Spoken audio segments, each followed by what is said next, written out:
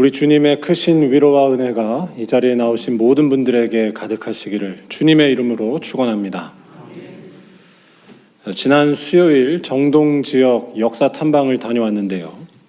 정동에 가면 고종 황제가 피신했었던 이른바 아관파천을 했었던 러시아 공사관의 흔적이 남아 있습니다. 그 당시 러시아 공사관을 통해서 들어온 러시아 정교회가 있었는데요. 이 러시아 정교회는 우리나라에서 선교할 때 이른바 힘을 통한 선교를 했다고 합니다.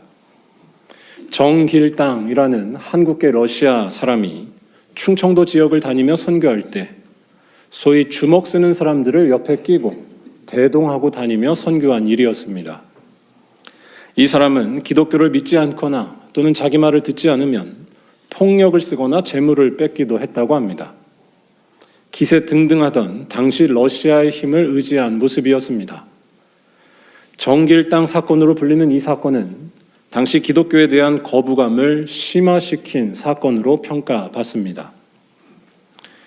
이때의 일은 물론 우리가 본받아서는 안 될 일입니다. 선교는 그런 방식으로 이루어지지 않습니다. 그런데 저는 이때의 일을 곰곰이 돌이켜 볼 때에 과연 오늘날 교회들이 이 일에 대해 말할 자격이 있을까 싶은 생각이 문득 들었습니다. 오늘날 교회들도 힘으로 선교하려 할 때가 참 많기 때문입니다. 힘으로 선교하려 한다는 말을 꼭 멀리 선교지의 이야기로만 보실 필요는 없습니다. 우리들 자신을 한번 돌아보시기 바랍니다. 우리가 신앙을 가지면서 관심 갖는 것이 무엇인가요? 이런 힘이 아니었나요? 더 정확히 말하면 이런 눈에 보이는 힘, 손에 잡히는 무언가가 나에게 위안을 주고 답이 된다고 철석같이 믿고 있지 않나요? 교회 나오는 이유가 그런 것을 구하는 것에 가 있을 때가 참 많이 있습니다. 이렇게 말씀드릴 수 있는 이유는 반대로 그런 힘에서 멀어질수록 우리의 인생이 불행하다고 우리들은 느끼기 때문입니다. 손에 잡히는 것이 없고 남들과 비교해서 자신이 작아 보일 때, 인스타 팔로우가 0일 때 자기 인생을 불행하게 느끼기도 합니다. 그래서 힘에 의한 선교를 우리는 오히려 바랄 때가 많다는 것입니다. 그러나 러시아 정교회의 선교가 오히려 우리나라에서 실패했던 것처럼 힘에 의한 선교는 우리를 구원하지 못합니다. 힘은 지나갑니다. 영원한 힘은 존재하지 않고 힘을 바라면 바랄수록 거기에 매일수록 내적으로 메말라 간다는 것을 여러분은 살면 살수록 느끼고 계시나요? 많은 힘을 가지고 자기를 성취한다고 해서 참된 기쁨이 나오지 않습니다. 잠깐만 기쁠 뿐 영혼의 목마른 상태는 해결되지 않습니다. 진정한 기쁨은 자기의 힘이나 자기 성취에서 나오지 않습니다. 진정한 기쁨은 예수께로부터만 나온다는 것을 알아보는 것이 우리 기독교입니다. 예수만이 우리를 기쁘게 하실 수 있습니다. 그런 점에서 볼 때에 기독교는 본래 알아보지 못하는 것을 알아보는 것에 그 특징이 있다고 할 수 있습니다. 여러분, 진리는 본래 눈에 잘 띄지 않고 은폐되어 있습니다. 이 사실이 느껴지시나요? 앞서 말씀드린 힘에 의한 선교나 또 우리가 바라는 그 힘들도 사실 그 실체는 은폐되어 있습니다. 거기에서 우리들을 참되게 위로할 것이 나오지 않는다는 그 사실이 우리 눈에 가려져 있다는 것입니다. 그런데 이러한 사실을 꿰뚫어 보는 것에서 신앙은 시작됩니다. 감춰져 있는 것이 드러나는 것, 이것이 기독교 영성의 출발점입니다. 매력적으로 보이는 힘이나 나 자신을 성취하는 것이 사실은 나를 구원할 수 없다는 것을 깨닫고 전혀 뜻밖의 곳에서 구원이 있음을 발견하는 것입니다. 바로 십자가에 달리신 초라한 예수가 우리를 영원토록 구원하신다는 사실입니다. 왜냐하면 그분만이 우리들을 죄에서 해방시키는 능력이 있으시고 하나님의 영광을 아는 빛을 나타내 주시기 때문입니다. 그런데 이러한 사실은 단지 예수에 대한 정보를 안다고 해서 깨닫게 되는 것이 아닙니다. 성령이 없으면 여전히 인스타 팔로우나 세상에서의 위치가 나를 구원한다고 믿으며 살아갈 뿐입니다. 즉 예수에 대한 감춰진 사실을 알게 하는 그분, 성령이 계셔야지만 진정으로 예수를 알게 되고 구원을 얻게 된다는 것입니다. 그러니까 믿음이란 애초에 성령이 없이는 불가능하다고 말할 수 있습니다. 성령만이 예수를 증언해 주시고, 성령만이 예수를 따르게 하시고, 성령만이 예수를 진리로 믿게 하기 때문입니다. 그래서 성령 받은 사람은 세상을 다르게 살아갑니다. 설령 고난이 와도 예수를 믿고 따르는 것만이 나의 살 길임을 결코 잊지 않는 것입니다. 오늘 말씀이 그 사실을 말하는데요. 오늘 말씀에서 예수께서는 제자들에게 성령을 보내실 것을 약속하십니다. 먼저 예수께서는 성령에 대해 내가 아버지께로부터 너희에게 보낼이라고 말씀하십니다. 내가 아버지께로부터 너희에게 보낼.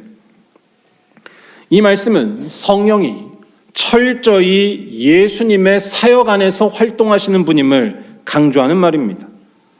예수가 성령을 보내시는 분이고 성령은 어디까지나 예수의 활동과 사역 안에서 활동하신다는 것입니다.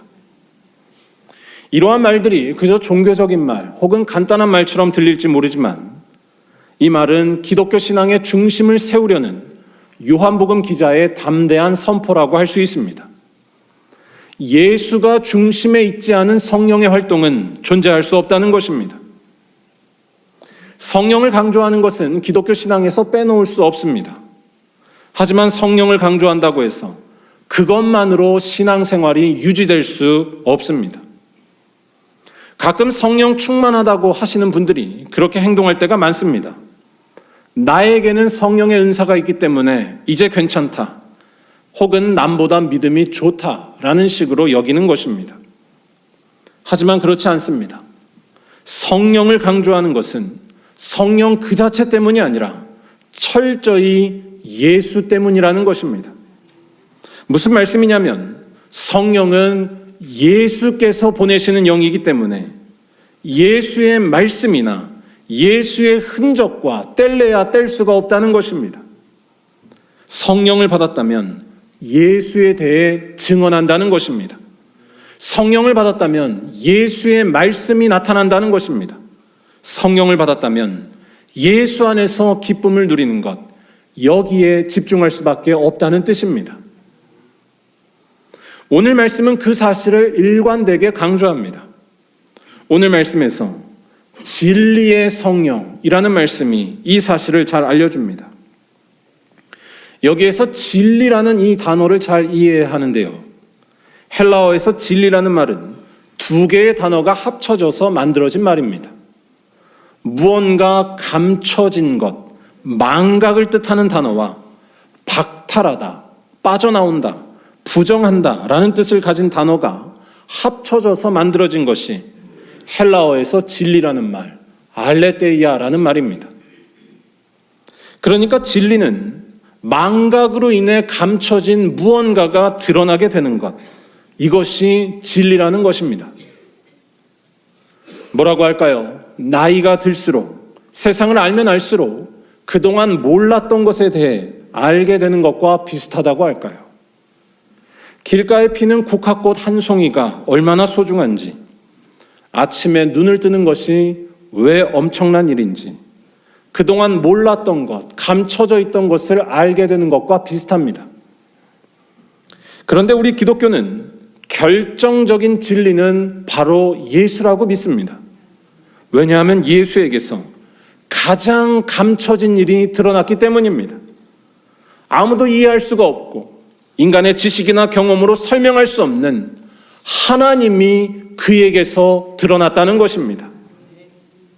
요한복음이 예수를 두고서 줄기차게 진리라고 증언하는 것은 바로 이러한 사건, 은폐된 것이 드러난 사건이 일어났기 때문에 가장 감춰진 분이, 우리들에게는 아무리 해도 감춰진 그 하나님이 예수에게서 드러났기 때문이라는 것입니다.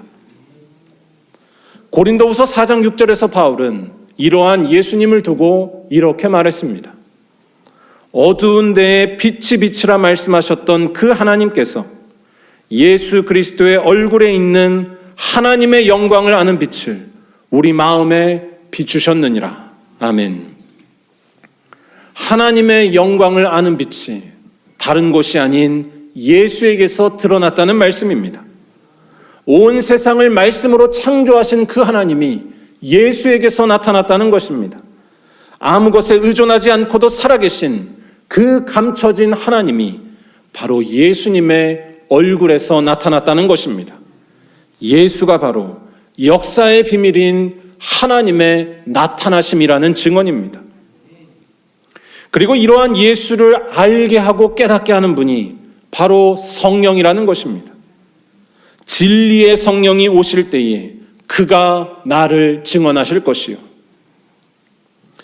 이런 말이 여러분들 어떻게 들리시나요?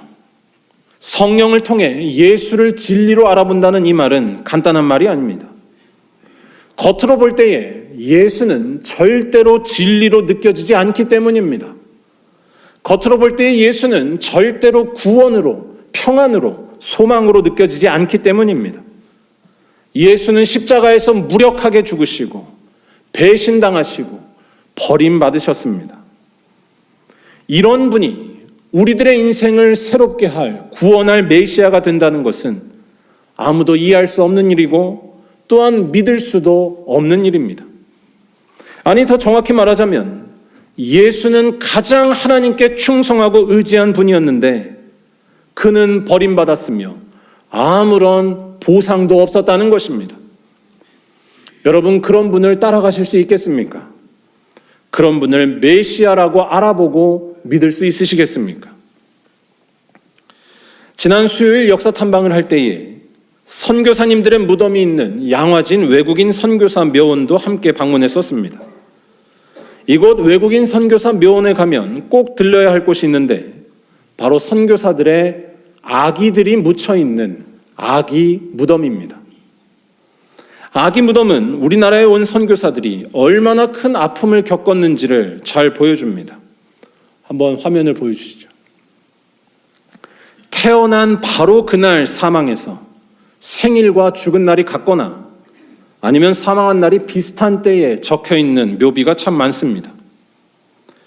이 무덤의 묘비들을 보면 당시 선교사들이 얼마나 열악하고 비참한 형편에 있었는지를 잘 느낄 수가 있습니다. 귀하게 태어난 자식이 태어난 그날 바로 죽는 것을 경험한 부모는 무슨 마음일까요? 그것도 하나님께서 보내셔서 믿음을 가지고 선교하기 위해 헌신하다가 그런 일을 겪었을 때에 부모는 무슨 마음이 들까요? 아마도 이런 일이 예수께서 십자가에서 겪으신 일과 비슷할 것입니다. 하나님께 24시간 충성했지만 눈으로 볼 때에 돌아온 것은 버림받은 것밖에 없었습니다. 그런 예수가 우리의 삶을 평안케 할 진리로 느껴지시나요? 너 자신이나 구원해 보라는 로마 군병들의 조롱은 괜한 말이 아니고 아마 선교사님들도 들었을 것입니다. 그런데 초대교회는 놀라운 일을 경험했다는 것이 성경의 비밀이고 증언입니다. 그 비참하고 초라한 예수를 그들은 진리로 경험했다는 것입니다.